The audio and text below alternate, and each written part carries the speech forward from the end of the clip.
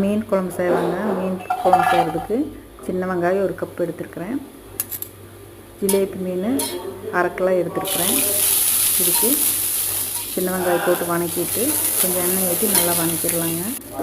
வணக்கிட்டு பூண்டு 1 10 பல், தக்காளி 2 தக்காளி எல்லாம் சேர்த்து பச்சை வாசம் போகிற வரைக்கும் நல்லா வணக்கி விட்டுட்டு ஒரு 3 ஸ்பூன் கொத்தமல்லி பொடி, 1 ஸ்பூன் மிளகாய்த்தூள் போட்டுக்கலாங்க.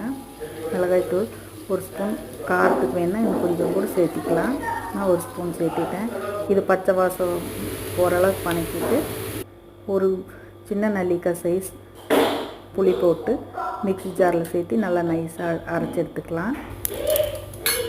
அடுத்தது மீன் குழம்பு தாளிச்சிடலாம். வெந்தயம் ஒரு 1/2 ஸ்பூன், கடுகு 1 ஸ்பூன் போட்டு தாளிச்சிட்டு அரைச்சாச்சுங்க மசாலாவை.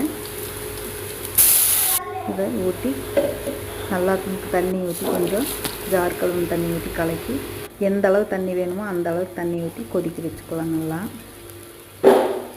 பச்சை வாசம் போகிற அளவுக்கு கொதிச்சுட்டு மீன் சேர்த்துருவாங்க. நான் ஜிலேபி மீன் எடுத்துருக்கிறேன். இது போட்டு ஒரு 5 நிமிஷம் கொதிச்சா போதுங்க. மீன் ரொம்ப வெந்துரு. சூப்பரான மீன் குழம்பு ரெடிங்க.